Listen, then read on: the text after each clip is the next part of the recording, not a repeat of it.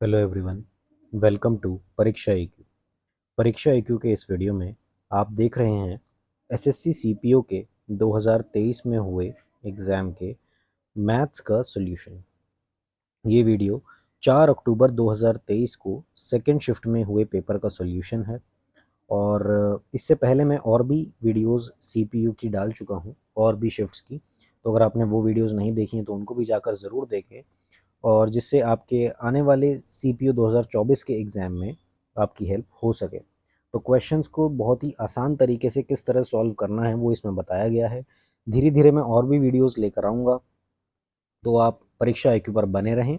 परीक्षा IQ से जुड़ने के लिए please subscribe to my channel Pariksha IQ and like and share the video, ताकि और भी एस्पिरेंट्स इसका लाभ उठा सके।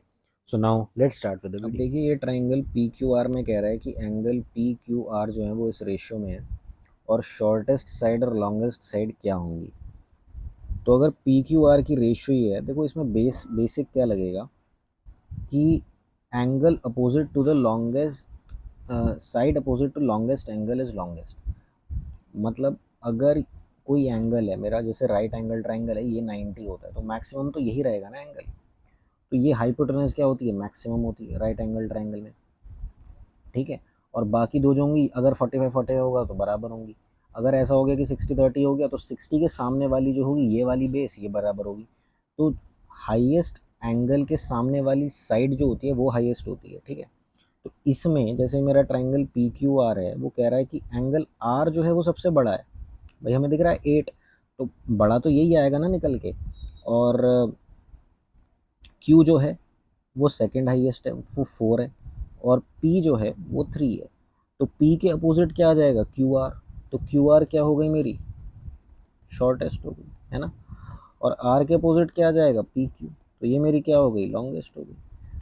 तो शॉर्टेस्ट और लॉन्गेस्ट पूछ रहा था, तो QR और PQ आ जाएंगी, ठीक है। अब देखो इस सवाल में, इस एक्सप्रेशन में अगर मैं सॉल्व करना शुरू करूं तो साइन 1 को मैं लिख सकता हूं कॉस 90 माइनस 89। तो कॉस 89 हो जाएगा, साइन 90 माइनस 89, और ये हो जाएगा कॉस 89। तो ये हो जाएगा कॉस 89, और जब मैं सेक 89 से मल्टीप्लाई करूंगा तो ये क्या आ जाएगा, 1। तो ये मेरा दे देगा 2। ठीक इसी प्रकार ये मेरा 1 दे देगा, क्योंकि ये क्या आ जाएगा, ये आ जाएगा साइन 79, और साइन 79 है और कोसेक 79 है तो वो भी 1 देगा, तो ये मेरा 3 दे देगा। और ठीक इसी तरह से ये है, तो ये मेरा कॉट 69 हो जाएगा, या ये कॉट 21 हो जाएगा, तो ये कितना आ जाएगा, 5 आ जाएगा। तो इन तीनों का सम आ जाएगा, तो 10 आ जाएगा आंसर। देखो इस सवाल में बोल रखा है कि sec theta minus tan theta की वैल्यू अगर पी है तो सेक थीटा की वैल्यू बताओ। तो एक बात तुम्हें इसमें ये पता होनी चाहिए कि सेक स्क्वायर ए माइनस टेन स्क्वायर ए जो होता है वो 1 होता है। तो ये इसका मतलब ये हुआ कि सेक ए प्लस टेन ए इंटू सेक ए माइनस टेन ए मल्टीप्लिकेशन 1 है। तो सेक ए माइनस टेन ए अगर मेरा होगा पी, ठीक है, अगर मेरा होगा पी, तो ये मल्टीप्लाई करके 1 हो जाएगा। तो तुम्हारा सेक ए प्लस टेन ए कितना होगा, उसका रेसिप्रोकल होता है। तो ये बात तुम्हें डायरेक्ट एज अ रिजल्ट मालूम होनी चाहिए कि अगर sec theta plus tan theta कुछ भी है, मान लो के है, तो sec theta minus tan theta जो होता है उसका रेसिप्रोकल होता है 1/k हो जाता है, ठीक है। अब ये 1/p आ गया, और sec theta minus tan theta कितना था, वो तुम्हारा p था। तुम्हें सेक थीटा अगर निकालना है, इन दोनों को जोड़ दो, तो ये हो जाएगा 2 sec theta is equal to P plus 1/p। तो 2 सेक थीटा हो जाएगा पी स्क्वायर प्लस 1/p। तो सेक थीटा आ जाएगा पी स्क्वायर प्लस 1/2p, और ये तुम्हारा हो जाएगा आंसर। ये तुम्हारा क्या आ जाएगा, आंसर। अब ये सवाल देखो, ये एक और क्वेश्चन है, इसमें कह रहा है 7 sign square theta plus 3 cos square theta अगर 4 है तो कॉट थीटा बताओ। तो इसमें किसी एक एक्सप्रेशन में इसको रिजॉल्व कर लो। ये कितना हो जाएगा, 1 माइनस कॉस स्क्वायर थीटा, तो 7 minus 7 cos square theta plus 3 cos square theta is equal to 4, है ना। तो ये क्या हो जाएगा, 7 माइनस 4 कॉस स्क्वायर थीटा 4 हो जाएगा। तो 4 कॉस स्क्वायर थीटा इधर ले जाओ, तो ये किसके बराबर होगा, 3 के। तो कॉस थीटा किसके बराबर हो जाएगा, √3/2 के। और ऐसा कब होगा, 30 डिग्री पे होगा। तो इसका मतलब कॉट 30 डिग्री कितना होगा, √3 होगा, ठीक है। तो √3 आंसर आ जाएगा, ठीक है। देखो कह रहा है Tom can do a piece of work in 7 days whereas J can do the same work in 14 days, how long will they take to finish the work together. Tom जो है वो 7 दिन में करता है और जे जो है वो 14 दिन में करता है। तो 14 अगर इनका टोटल वर्क आ गया तो इसकी एफिशिएंसी हो जाएगी 2, इसकी एफिशिएंसी हो जाएगी 1। How long will they take to finish the work together, तो इनको लग जाएगा 14/3, इतने डेज लग जाएंगे। या फिर कह लो 4/2/3, तो आंसर क्या आ जाएगा 4/2/3। अब इस सवाल में देखो क्या कह रहा है कि एलसीएम उसने दे रखा है दो नंबर्स का 660, एचसीएफ दे रखा है 5, एक नंबर अगर 55 है तो दूसरा नंबर क्या होगा। तो इसमें सिंपली फॉर्मूला लगाना है, LCM into HCF is equal to product of two numbers. तो एलसीएम कितना था 660, एचसीएफ कितना था 5, एक नंबर हो जाएगा 55, दूसरा नंबर क्या हो जाएगा के। तो तुम्हें के की वैल्यू निकालनी है। तो 660 इंटू 5/55 जो होगा वो के की वैल्यू हो जाएगा, तो ये 11 हो जाएगा, तो ये 60 हो जाएगा, तो आंसर क्या हो जाएगा 6। अब जैसे देखो आपको इस क्वेश्चन को सॉल्व करना है तो पहले वी बॉड मास इसमें हम लोग लगा देंगे, वी बॉड मास, और इस ब्रैकेट को पहले सॉल्व कर लेंगे। तो ये हो जाएगा कितना -6, तो 27 माइनस माइनस 6 मतलब 27 प्लस 6, तो वो कितना हो जाएगा 33। तो 19/5 ऑफ 33 प्लस 37, तो हम पहले ऑफ वाला कर लेंगे, ठीक है। तो 19/5 ऑफ 33, तो 5 ऑफ 33 कितना आ जाएगा 5 इंटू 33, राइट, प्लस 37, ये निकालना है, राइट। तो ये आ जाएगा 5 3 ज़ा 15, 165 प्लस 37। तो 37 इंटू 165 कैसे कैलकुलेट कर लोगे, 7 5 ज़ा 35, 7 6 ज़ा 42, 45, 7 1 ज़ा 7, 8 9 10 11, 3 5 ज़ा 15, 3 6 ज़ा 18 19, 3 1 ज़ा 3 और 4 10 9 10 11 4 5 6, तो हो जाएगा 6105 प्लस 19, तो ये हो जाएगा 6124, तो मतलब 6124/165, तो आंसर ये आ जाएगा सर। अब देखो इस सवाल में बोल रहा है कि a number first decrease by 28% then increase by 28%, so the number so obtained is 784 less than the original number, तो find the value of original number.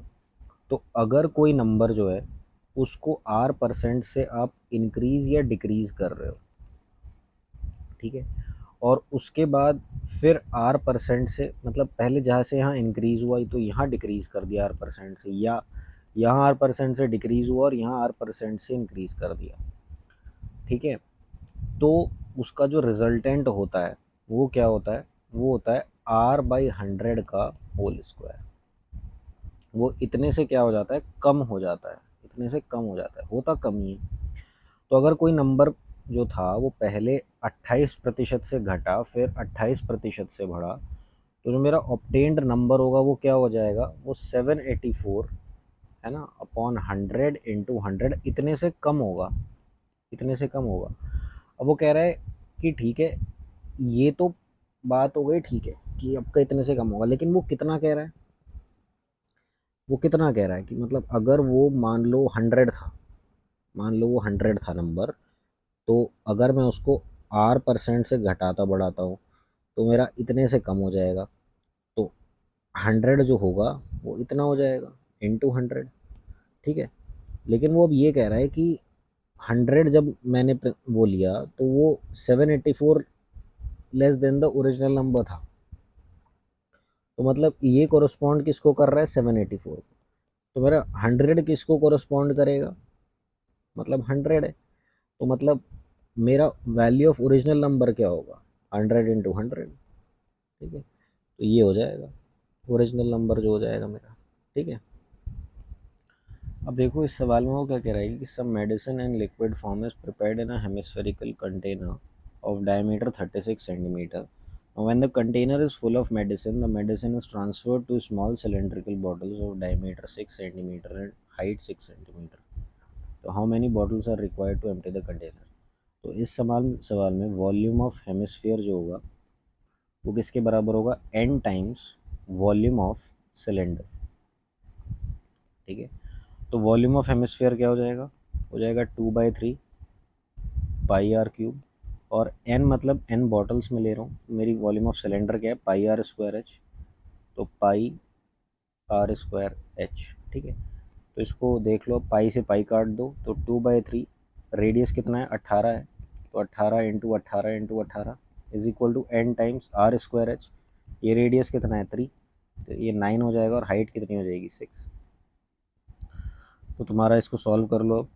तो 3 6 ज़ा 18, 6 से 6 कट गया, 9 2 ज़ा 18, तो 18 2 ज़ा 36, 36 2 ज़ा क्या आ जाएगा 72। तो तुम्हारी बॉटल्स कितनी आ जाएंगी 72 बॉटल्स आ जाएंगी।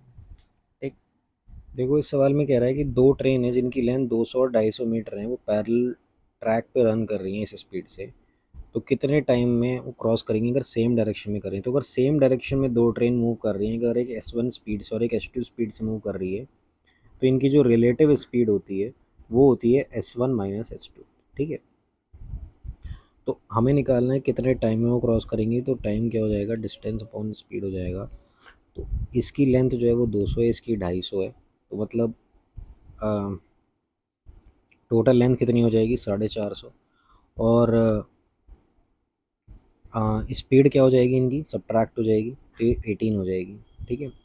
अब ये 18 जो दे रखा है इन्होंने किलोमीटर पर आवर में दे रखा है, तो मीटर पर सेकंड करने के लिए 5/18 कर देंगे, तो यहाँ 5 आ जाएगा।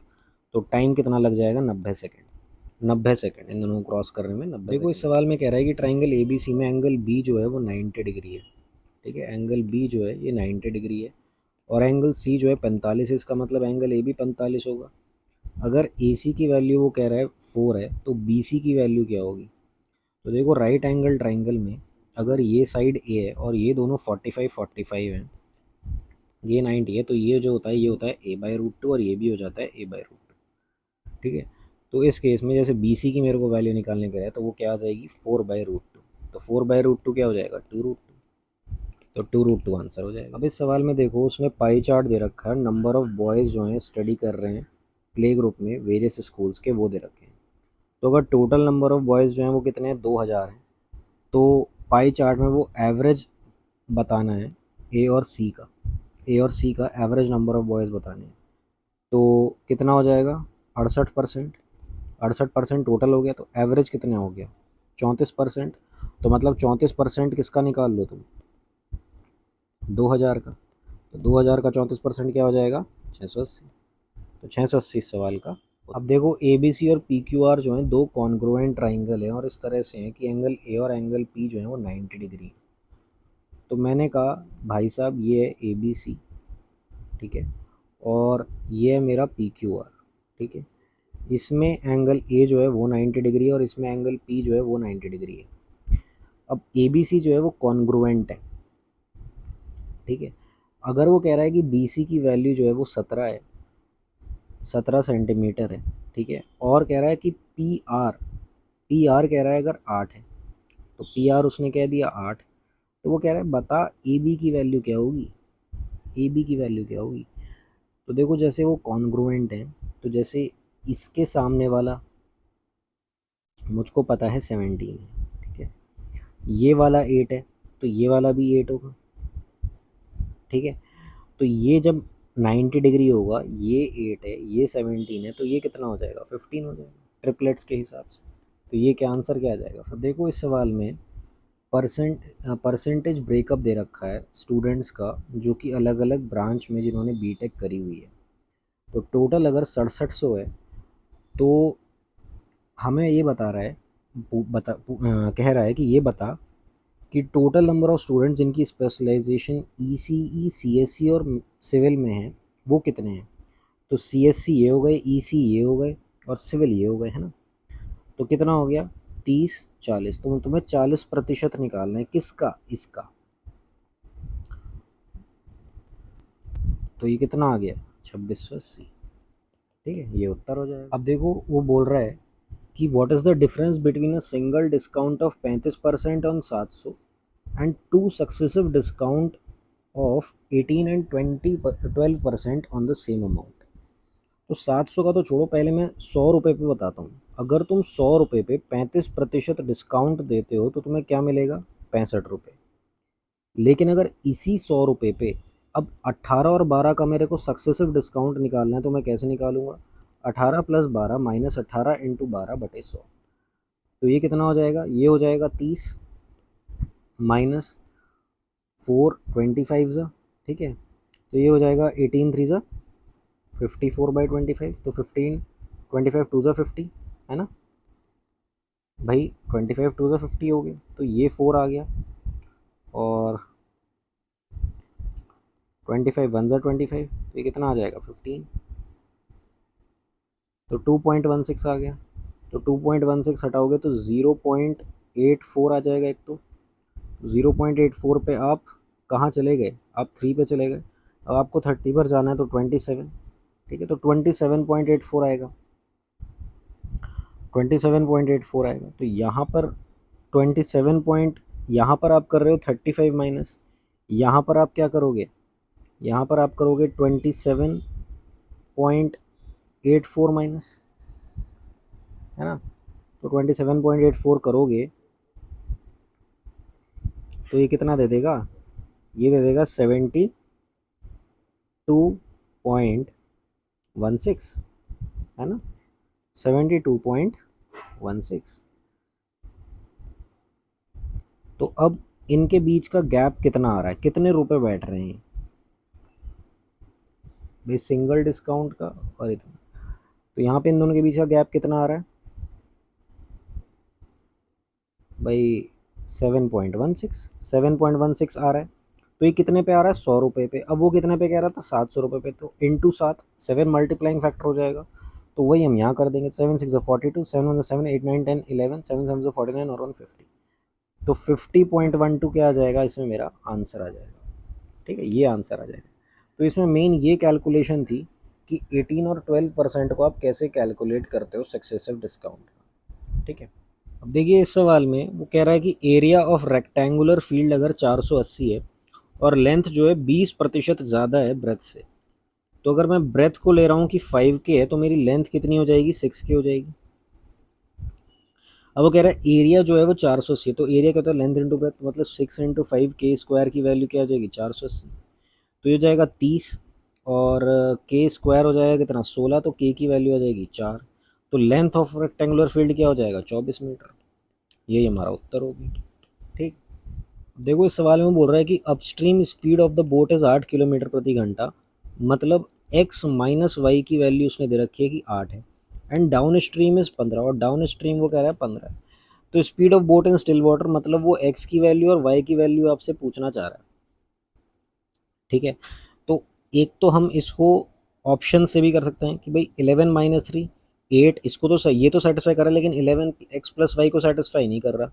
ये x माइनस वाई को तो कर रहा, x माइनस वाई को तो कर रहा है सेटिस्फाई, लेकिन x प्लस वाई को ये भी नहीं कर रहा। अब ये देखो 3.5, अब इसमें क्या करोगे आप, तो ये भी नहीं कर रहा भाई। इसमें जो है स्पीड ऑफ बोट ज़्यादा होगी या स्पीड ऑफ स्ट्रीम ज़्यादा होगी, स्पीड ऑफ बोट ही ज़्यादा रहती है ना। तो ये सेटिस्फाई कर जाएगा इसलिए, क्योंकि स्पीड ऑफ बोट ज़्यादा रखनी है, क्योंकि speed of boat in still water ये होगी, ठीक है। चाहो तो इसको ऐसे कर लो, फिर इन दोनों को क्या कर दो, ऐड कर दो, तो 2x की वैल्यू क्या हो जाएगी, 23, तो x की वैल्यू क्या हो जाएगी, 11.5, तो अगर x की वैल्यू 11.5 आ गई तो y की क्या आ जाएगी, ऑटोमेटिकली 3.5 आ जाएगी, ठीक है। देखो इस सवाल में उसने पाई चार्ट दे रखा है नंबर ऑफ आवर्स का, और वो हमसे पूछ रहा है कि central angle corresponding to sleeping time is what percentage of the whole central angle. तो पूरा सेंट्रल एंगल कितना होगा भाई, 360 डिग्री, और स्लीपिंग टाइम का हमारा कितना है ये, तो देखो 24 में से ये 8 घंटे हैं, 24 में से 8 घंटे हैं, तो पूरा का पूरा वो कितना घंटे दिखा रहा है, इसको आप घंटे में ही बात करो कि टोटल मेरे घंटे 24 हैं और उसमें से स्लीप टाइम मेरा है 8, ठीक है। तो वो यही बोल रहा है कि ये एंगल कितना परसेंटेज है, तो हमें परसेंटेज के टर्म से बताना है। तो 1/3 है, तो 1/3 किसके बराबर होता है, 33.33% के, तो बस ये आंसर आ गया। अब ये क्वेश्चन देखो, इसमें सिंपली उन्होंने क्या कर रखा है, ये फॉर्मूला लगा रखा है, A square plus A B plus B square upon A cube minus B cube. यहाँ ये जो है ये ए है और 133 जो है वो बी है, ठीक है। तो A cube minus B cube तुम्हारा क्या होता है, ये होता है A minus B into A square plus A B plus B square, ये होता है। तो अब तुम क्या करो, डिनोमिनेटर पर काम करो सबसे पहले।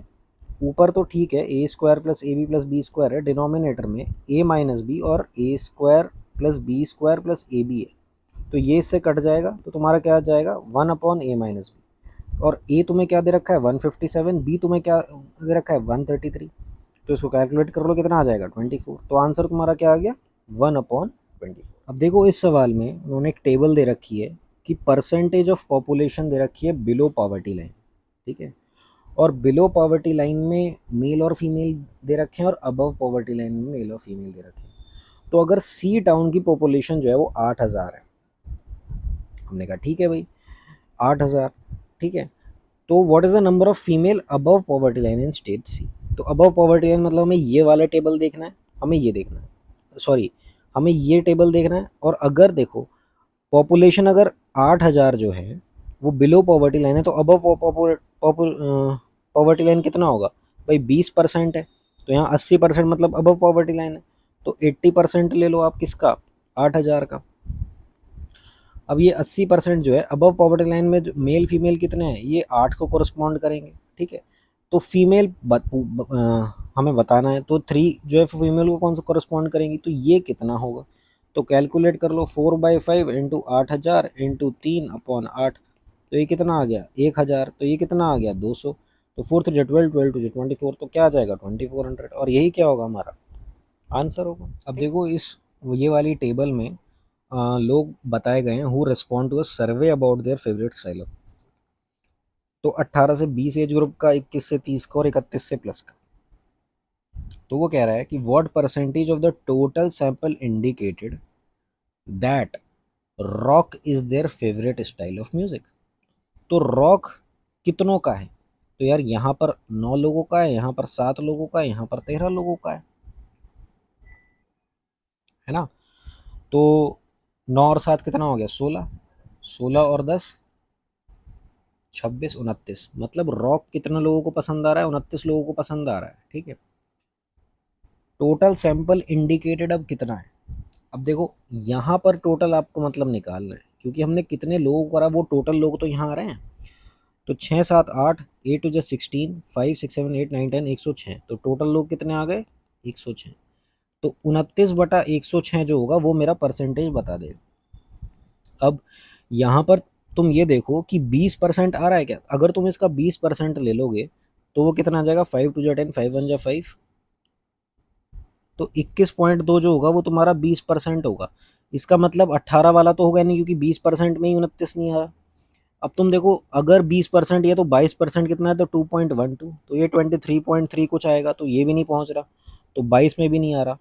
अब तुम देखो क्या 30 में पहुंच रहा है, तो अगर 30 में पहुंच रहा है तो उसके आसपास वाला 29 होगा। तो 30 में कितना हो जाएगा ये 30 में कितना हो जाएगा, ये हो जाएगा 3 6 18 3 में, तो 31, मतलब थोड़ा ज़्यादा आगे पहुंच रहा है। अब तुम देखो कि मैं इसका कितना ले लूँ 25% ले लेता हूँ, तो 25% कितना आएगा 4 2 8, 4 6 24, और 26.5 25% हो जाएगा। और 29 के करीब तो पहुंचा पर पूरा नहीं पहुंचा, तो तुम देख लो अब तुम्हें 27% देखना है, तो तुम 2% और ले लो।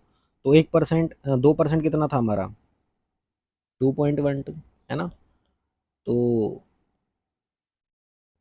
28.6, तो लगभग हम इसके बहुत पास पहुंच गए, इसका मतलब 27 पॉइंट समथिंग कुछ ही है आंसर, तो आंसर यही होगा, आंसर यही होगा। अब देखो जैसे ये एक और एक्सप्रेशन हमें दिया हुआ है, तो ये भी कुछ पहले जो एक्सप्रेशन सॉल्व किया था उसी की तरह है। जैसे इसको आप a मान लो, इसको आप b मान लो, तो ये है a³ minus b³ upon a² plus ab plus b²। तो मैंने बताया था ये फॉर्मूला क्या होता है, a³ माइनस b³ क्या होता है a minus b a² plus b² plus ab divide by a² plus ab plus b²। तो ये सेम हो जाएंगे, ये कट जाते हैं, तो हमारा आंसर जो आता है वो a माइनस बी बच जाता है। तो इसमें हम लोग क्या करेंगे 3.254 माइनस 0.746, तो ये कितना आ रहा है 8। अब 8 आ रहा है तो ये दो तो वैसे ही हट गए, अब 4 0 है ना, और 7 8 9 10 11 12, तो 2.508, तो 2.508 आंसर आ जाएगा। तो सिंपली आपको डायरेक्ट वहाँ पर ये लिखना है कि a माइनस बी करो, ये इतना तो लिखना ही नहीं है एग्जाम में, ये तो समझाने के लिए बता रहा हूँ। नहीं तो इसका डायरेक्ट आंसर आप ऐसे निकालोगे कि 3.254 माइनस 0.746, ठीक है। अब देखो ये सवाल है, इसमें वो बोल रहा है कि the time taken to travel the same distance by 3 cars is in the ratio this. तो रेशियो ऑफ स्पीड बताओ। तो टाइम की रेशियो अगर हमारे पास एस टू बी होती है, तो स्पीड की रेशियो क्या हो जाएगी, इसका रेसिप्रोकल हो जाएगी, मतलब 1/s to 1/b हो जाएगी। तो यहाँ पर टाइम की रेशियो क्या है, 1 12:15:10, तो स्पीड की रेशियो क्या हो जाएगी, स्पीड की हो जाएगी 1/12:1/15:1/10। एलसीएम ले लो, ये क्या आ जाएगा, 2 स्क्वायर इंटू 3, ये 3 इंटू 5, ये 2 इंटू 5।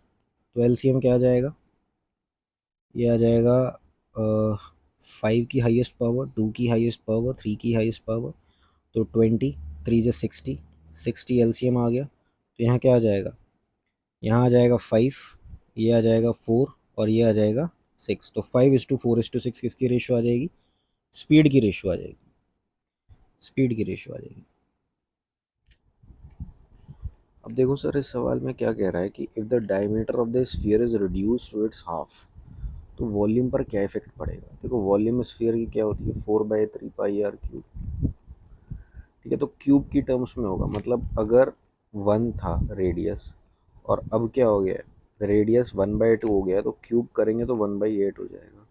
तो वॉल्यूम पर क्या इफेक्ट पड़ेगा, जो वॉल्यूम पहले वी थी वो वॉल्यूम अब V/8 हो जाएगी। तो ये रिड्यूस हो जाएगा 1/8 से, reduce by 1/8 of its farmer value. ठीक कह रहा है, what is the smallest natural number that is exactly divisible by 96,108,144। यार ये देखो, ये निकालने के लिए हम लोग क्या करेंगे, इसका वो ले लो आप, क्या, एलसीएम।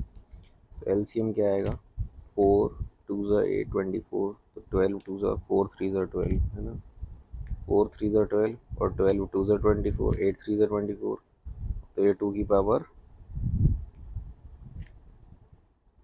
5 आ जाएगा राइट। और ये क्या था, 12 9 108, ये हो जाएगा 4 × 3³ और ये क्या हो जाएगा 12 × 12, तो 12 × 12 क्या हो जाएगा, 4 3 12। अब इसका अगर तुम देखो एलसीएम लोगे, तो एलसीएम में क्या आती है, 2 की आती है हाईएस्ट पावर और 3 की भी हाईएस्ट पावर, ठीक है। तो 2 की पावर 5 क्या आ जाएगा 32 और 3 की हाईएस्ट पावर 27, दोनों को मल्टीप्लाई करोगे क्या देगा, 7 2 4 22, 2 2 4 2 3 6, तो 864 देगा। तो 864, अब देखो तुम्हें जैसे इनका तीनों का एचसीएफ निकालना है, तो यहाँ 10, यहाँ 10, यहाँ 10, ये तो सब में कॉमन आ ही गया। अब 24 निकालना है, तो 8 3 = 24 है ना, और 7 4 = 28 है ना, एंड 8 7 × 56 ठीक है। तो एचसीएफ के लिए क्या होगा कि 2 की पावर देख लो कौन सी कॉमन आ रही है, तो 2 स्क्वायर कॉमन आ रहा है और 10 कॉमन आ रहा है, इसका मतलब एचसीएफ क्या हो जाएगा, 40 हो जाएगा। देखो इस सवाल में कह रहा है कि find the difference between the number of mobile phone sold by store Q in 2013 है ना, एंड स्टोर एस इन 2015।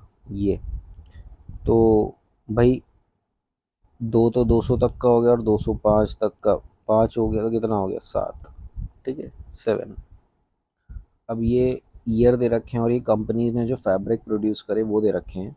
तो कह रहा है किस साल कंपनी क्यू ने जो है ज़्यादा फैब्रिक प्रोड्यूस करा कंपनी पी के मुकाबले। तो एक यहाँ का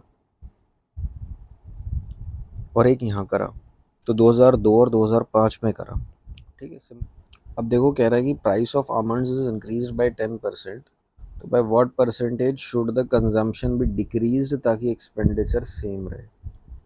और मैं एक्सपेंडिचर सेम रखना है, जैसे तुम ये कह रहे हो कि तुमने प्राइस जो है वो 10 से 11 कर दिया, ठीक है, तो कंजम्पशन जो है वो इतने से ही घट जाएगी, मतलब 11 से 10 हो जाएगी। भाई तुम्हारा प्राइस अगर ऐसे बढ़ता है ना, तो कंजम्पशन जो है वो क्या हो जाती है, उस पर उल्टा प्रभाव पड़ जाता है, वो 11 से 10 पे जाती है, मतलब कंजम्पशन 1 से कम हो जाती है। तो कितना कम हुआ कंजम्पशन, 1 यूनिट कम हुआ, कितने पे के रेस्पेक्ट में, 11 के रेस्पेक्ट में, इसके रेस्पेक्ट में होगा कम। इसके रेस्पेक्ट में क्या हो रहा था, बढ़ रहा था, इसके रेस्पेक्ट में क्या हुआ, कम हुआ, बढ़ना। तो 1/11 क्या होता है, 9.09, यही है आंसर। ठीक है, अब देखो इस सवाल में बोल रहा है कि find the area of triangle whose length of two sides are 4 and 5 centimetre and the angle between them is 42 degree. तो अगर एक ट्राइंगल है, ठीक है, उसकी दो साइड है, एक ए है और एक बी है, और एंगल जो है वो थीटा है। ठीक है, एंगल जो है थीटा है। तो आप एरिया कैसे बताओगे? तो एरिया होगा half into A into B into sine theta. ये एरिया होता है, ये एरिया होता है ट्राइंगल का। तो इसी तरह से इसमें तुम्हें जो है साइड दे रखी है, ये दे रखी है 4 सेंटीमीटर, ये दे रखी है 5 सेंटीमीटर। ठीक है, और इनके बीच का एंगल दे रखा है 45 डिग्री। तो ये निकाल लूँगा मैं, half into 4 into 5 into sine 45 degree. ठीक है, तो क्या हो जाएगा? ये हो जाएगा 2 इंटू 5 इंटू 1/√2, मतलब 10/√2, मतलब इंटू √2 अपॉन √2, √2 √2 2 2 5 10। तो आंसर क्या आ जाएगा सर? आंसर मेरा आ जाएगा 5√2, 5√2।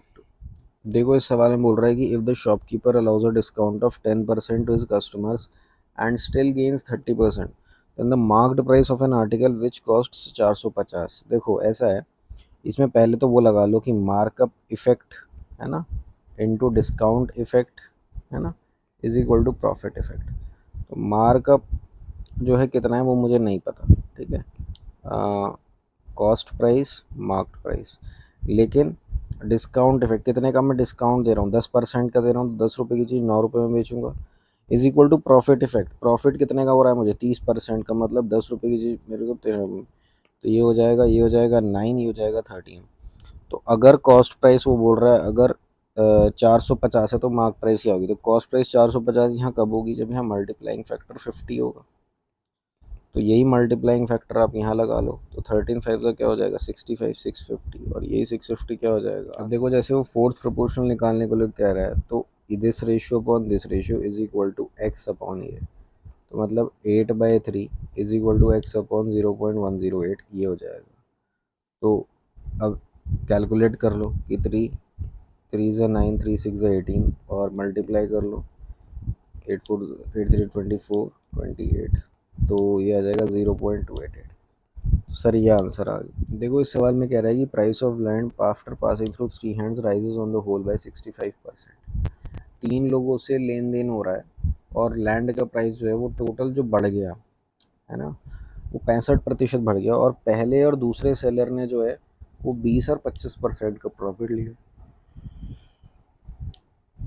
तो थर्ड वाला जो था उसको कितने का प्रॉफिट हुआ? देखो, प्रॉफिट पहले वाले को, प्रॉफिट दूसरे वाले को, और प्रॉफिट ये हम इफेक्ट लेंगे,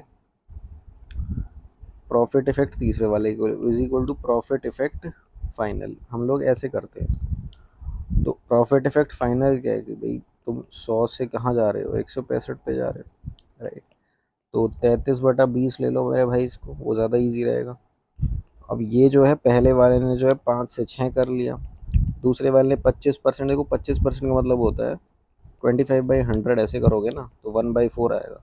मतलब 4 से आप 5 जा रहे हो, मतलब 4 रुपये की चीज़ आप 5 रुपये में बेच रहे हो। तो इस ये प्रॉफिट होता है जो 4 5 इसलिए लिखते हैं, और यहाँ प्रॉफिट इफेक्ट फाइनल आ जाएगा। ठीक है, तो 5 से 5 कट जाएगा है ना, 4, ये 5 × 20 हो जाएगा, और ये यहाँ इधर चला जाएगा तो ये 30 हो जाएगा। तो प्रॉफिट इफेक्ट जो होगा वो यहाँ 30 होगा और यहाँ 33 होगा। ठीक है, अब ये 11/10 आ जाएगा। तो 11/10 है, इसका मतलब ये भी इफेक्टिव है। इफेक्टिव है मतलब 10 से कोई चीज़ 11 हो रही है, इसका मतलब कितने का प्रॉफिट है? 1 रुपये का 10 रुपये पे।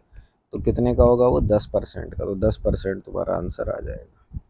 देखो इस सवाल में क्या कह रहा है कि अक्षिता और रैना जो है एक बुक टाइप कर रहे हैं, लेकिन उनके पास एक ही लैपटॉप है। तो उन्होंने डिसाइड करा वो अल्टरनेट बेसिस पर काम करेंगे। जैसे अक्षिता जो है पहले दिन काम करेगा, रैना जो है वो सेकेंड डे काम करेगा, और अक्षिता थर्ड डे काम करेगा। तो अक्षिता अलोन जो है वो टाइपिंग का काम खत्म करेगा 16 दिन में, और रैना जो है अकेला जो है टाइप कर लेगा 24 दिनों में। तो मैं ये कह रहा हूँ कि देखो अक्षिता जो है वो 16 दिन ले रहा है, और रैना जो है वो 24 दिन ले रहा है टाइपिंग का काम खत्म होने में। अगर मेरा टोटल काम जो है वो क्या है 48, तो ये इसकी एफिशिएंसी 3 हो जाएगी, इसकी एफिशिएंसी 2 हो जाएगी। इसका मतलब मैं ये कह रहा हूँ कि एक यूनिट में या एक बार में कितना काम हो रहा है, 5 यूनिट काम हो रहा है। तो अगर मैं मतलब 1 यूनिट में कितने हैं, 2 दिन हैं, 2 डेज हैं, तो 2 डेज में 5 काम हो रहा है। इसका मतलब 45 काम कितने दिन में हो जाएगा, 18 दिन में। 9 टू 18, 18 डेज में हो जाएगा। अब कितना काम रह रहा है, 3 यूनिट काम रह रहा है। तो ये अगले 1 दिन में ये 3 यूनिट काम अक्षिता कर देगी, तो 48 काम तुम्हारा पूरा हो जाएगा कितने दिनों में, 19 दिनों में। तो यही तुम्हारा आंसर। देखो इस सवाल में कह रहा है कि a train covers a distance of 540 kilometre between two station in 240 minute. It travels at a speed of 90 kilometre per hour to another station in 5 घंटे। What is the average speed of the train. तो average speed के लिए क्या कर लो, speed क्या होता है, distance upon time, है ना। तो पहले पूरा डिस्टेंस निकाल लो। डिस्टेंस कितना है, 540, और ये कितना हो जाएगा, 450। टाइम कितना लग रहा है भाई, 240 है तो 4 घंटे तो ये लग गए, 5 घंटे ये लग गए। तो ये हो गया 990 और ये हो गया 9, तो कितनी स्पीड होगी, 110। 110 किलोमीटर प्रति घंटा स्पीड हो गई। अब देखो इस सवाल में बोल रहा है कि height of two cones are in the ratio 7:5 and their diameters are in the ratio 10:21। तो वॉल्यूम क्या होता है। तो वॉल्यूम ऑफ कोन क्या होती है भाई साहब, 1/3 पाई r स्क्वायर एच। अब रेशियो जब निकालोगे तो 1/3 पाई तो कट जाएगा, तो ये तुम्हारा रह जाएगा r² r1 square h1/r2 square into h2। तो r1 स्क्वायर कितना है, ये 10 का ratio 100 into 7 divide by r2 square कितना है, 21 इंटू हाइट दूसरी क्या है, 5। तो 5 20 7 3 तो तुम्हारे पास क्या आ जाएगा रेशो, 20:63, और ये तुम्हारा क्या हो जाएगा आंसर। ठीक है। अब देखो इस सवाल में बोल रहा है कि LCM and HCF of two numbers are 1105 and 5। If LCM is 17 times the number, then find the two numbers। देखो दो, एक तो आप इसको थोड़ा ऑप्शन से भी ट्राई करके देखो। वो कह रहा है एलसीएम 17 टाइम्स से पहले नंबर के, तो ऑप्शंस में से तुम फर्स्ट नंबर सेलेक्ट कर लो, उसको 17 से मल्टीप्लाई करो और देखो 1105 किस में आ रहा है। ऑब्वियसली जब तुम 60 से मल्टीप्लाई करोगे 17 को, तुम्हारा ये नहीं आएगा क्योंकि लास्ट में मेरे को 0 चाहिए। ठीक है, तुम 55 से मल्टीप्लाई करोगे तब 17 को, तब क्या तुम्हारा ये आ जाएगा, देख लो करके, 17 5 सा 85, 12 13, है ना। तो तुम्हारा 935 आ रहा है, ये तो आ नहीं रहा। तो ये भी ऑप्शन आंसर नहीं हो सकता। तो दो तो हमने ऐसे ही रिजेक्ट कर दिए। अब देखो दोनों 65 बचे, इट मीन्स कि 65 ही होना है। तो एक नंबर मेरा आ गया 65। अब मेरे को दूसरा नंबर देखना है। ठीक है, दूसरा नंबर देखना है। तो तुम्हें एक बात पता है कि LCM into H C F is equal to product of two numbers, या तो उससे कर लो। ठीक है, और देखो 65 इंटू 75 करना ज़्यादा ईजी है, या फिर चलो 85 ही कर लो। तो 65 इंटू 85 कर लो, और यहाँ पर क्या कर लो, 1105 इंटू 5 कर लो। तो ये दोनों बराबर आएंगे। ठीक है, ये दोनों तुम्हारे बराबर आएंगे, तो तुम्हारा आंसर जो है ये हो जाएगा। या इसको सिंपली नॉर्मल ऐसे कर लो कि LCM into H C F is equal to product of two numbers X into Y. तुम्हारा एलसीएम ये दे रखा है, एच सी एफ ये दे रखा है तुम्हारा। फिर ये कह रखा है कि एलसीएम जो है वो 17 टाइम्स द फर्स्ट नंबर है। ठीक है, तो जो तुम्हारा फर्स्ट नंबर होगा वो 1105 अपॉन क्या होगा, 17 होगा। तो तुम्हारा वो कितना आ गया, 65। और तुम्हारा दूसरा नंबर कैसे निकलेगा, फिर डिवाइड बाय 65 कर दो, तो ये कितना हो जाएगा, 13। और 13 को मैं करूँगा डिवाइड, तो क्या आ जाएगा, 85। तो मेरा दूसरा नंबर क्या आ जाएगा, 85। तो दूसरा नंबर तुम ऐसे कैलकुलेट कर सकते हो, तो कैसे भी कर लो। अब देखो इस सवाल है कि किसी ऑफिस में 75 एम्प्लॉयज़ जो हैं वो 60 दिन में काम ख़त्म करते हैं। तो कुछ दिनों बाद 15 एम्प्लॉयज़ ने जो है जॉब छोड़ दी, और प्रोजेक्ट जो है वो 65 दिन में ख़त्म हो गया। तो after how many days did 15 employees leave. देखो 75 एम्प्लॉय 60 दिन में काम करते हैं, तो टोटल काम ये हो गया। अब कुछ दिन तो जो है 75 एम्प्लॉयज़ ने काम करा, उसके बाद जो है 15 एम्प्लॉयज़ जो है वो छोड़कर चले गए, तो इसका मतलब 60 रह गए। अब प्रोजेक्ट जो है वो 65 दिन में ख़त्म हुआ, तो एक्स डेज तो 75 लोगों ने काम किया, तो 60 लोगों ने कितने दिन काम किया, 65 - x काम किया, 65 - x दिन काम किया, है ना। तो अब इसको सॉल्व कर लो, 75 कॉमन ले लो, इसको इधर ले जाओ, तो ये कितना आ जाएगा 60 - x is equal to 60 into 65 - x। तो 15 5 ज़ा 75, 15 4 ज़ा 60, तो 5 6 ज़ा 30, 300 - 5x is equal to 260 - 4x। ठीक है, तो इसको इधर ले जाओ 5x को, तो x की वैल्यू क्या हो जाएगी तुम्हारे पास 40। इसका मतलब कि 40 दिन तक 75 एम्प्लॉयज़ ने काम करा, ठीक है, और उसके बाद 20 दिन जो है वो 60 एम्प्लॉयज़ ने काम करा, ठीक है, 20 नहीं सॉरी 25। तो आंसर तुम्हारा आ जाएगा 40। ठीक है, अब देखो कह रहा है कि एक आदमी है, उसके पास 3 आयरन बार है जिनकी लेंथ जो है 30 है, 40 है, 20 है, 30 है, 40 मीटर है। तो इसको जो है सेम लेंथ की वो काटनी है।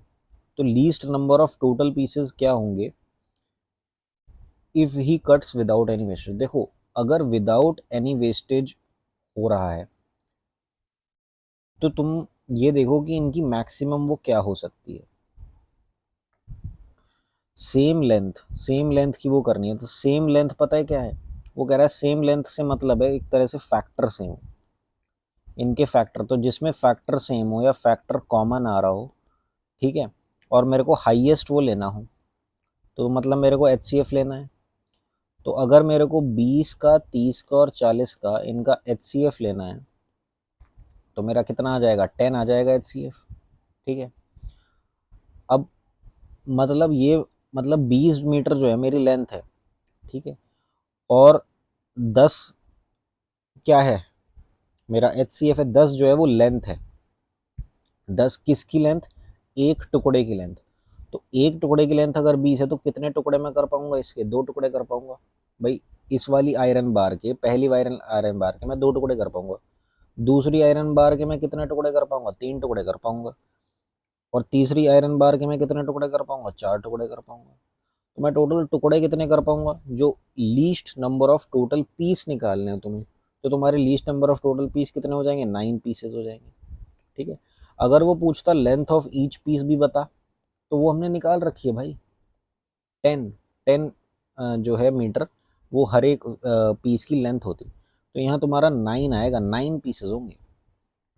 ठीक, अब देखो इस सवाल में क्या कह रहा है कि ना circle centered at O, P Q is a tangent at P, furthermore A B is the chord of the circle and it is extended to Q. देखो सर्कल है, ठीक है, इसका सेंटर ओ है, और पी क्यू जो है वो एक टेंजेंट है पी पर, और ए बी जो है वो एक कॉर्ड है सर्कल की जो कि एक्सटेंड कर रही है क्यू तक। ठीक है, कह रहा है अगर पी क्यू जो है उसकी लेंथ जो है वो 12 सेंटीमीटर है और बी क्यू की लेंथ 8 है, तो ए बी की लेंथ क्या होगी।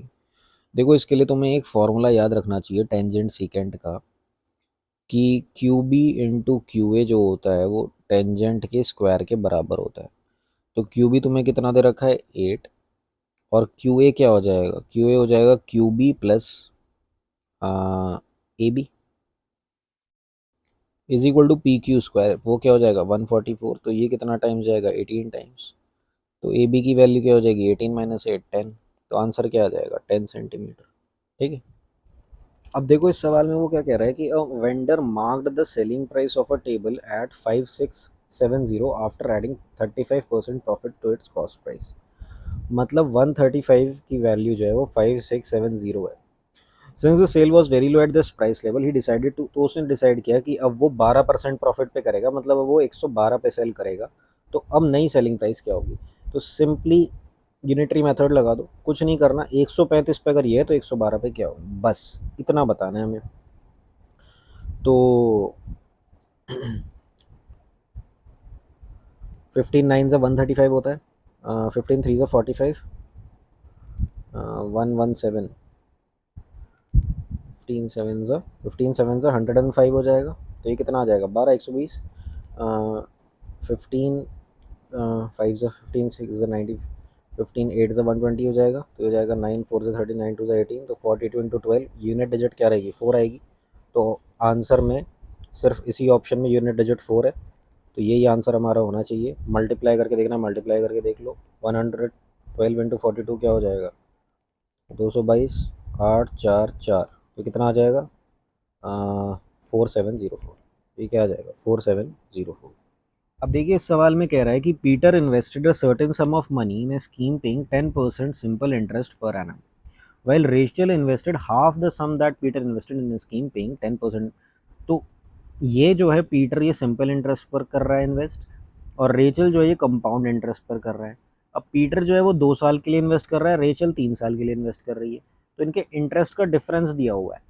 तो हम ये अज्यूम कर लें कि मान लो ये पीटर है, ये रेचल है, पीटर ने 2,000 रुपये लिए, ठीक है, और उसे 10% ब्याज पे 2 साल के लिए कर दिया, मतलब 20% ब्याज निकालना है, तो कितना हो जाएगा 2400।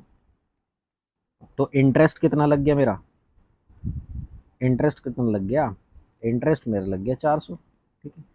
और रेचल ने जो है क्या करा, रेचल ने आधा लिया इसका, तो अगर ये 2,000 है तो ये 1,000 लिया, एट 10% पर एनम कंपाउंडेड है, तो इसमें कंपाउंड इंटरेस्ट लगना है, और 3 साल के लिए करा। तो मुझे पता है अगर 10% इंटरेस्ट कंपाउंडेड एनुअली होता है तो 1000 से 1331 जाता है, ये मुझको पता है, ये आपको याद रखना पड़ेगा तेज़ अगर करना है सॉल्यूशन तो ये 1331 हो जाएगा, ठीक है। 3 साल बाद इतना मिलेगा, तो इंटरेस्ट कितना हो गया 331।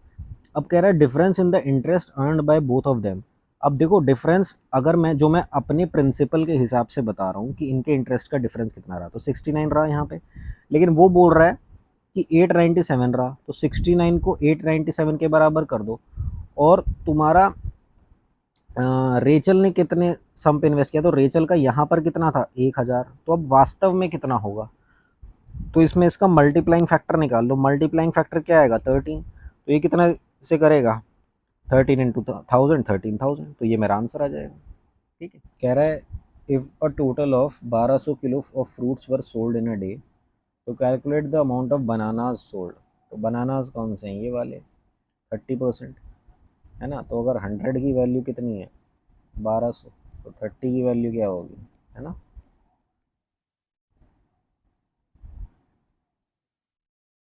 सॉरी 12 इंटू 3 हो जाएगा, है ना, तो 36, राइट, डिवाइड बाई 100, तो 360 हो जाएगी, 360 उत्तर। अब देखो क्या कह रहा है कि a car during its entire journey of 5 घंटा travels the first 45 minutes at a certain speed, the next 75 minutes at a speed of 85 kilometre per hour, the last 3 hours at a speed of 70 kilometre per hour, तो during its entire journey the average speed of the car is found to be 73 kilometres per hour. तो what is the speed of the car during the first 45 minutes.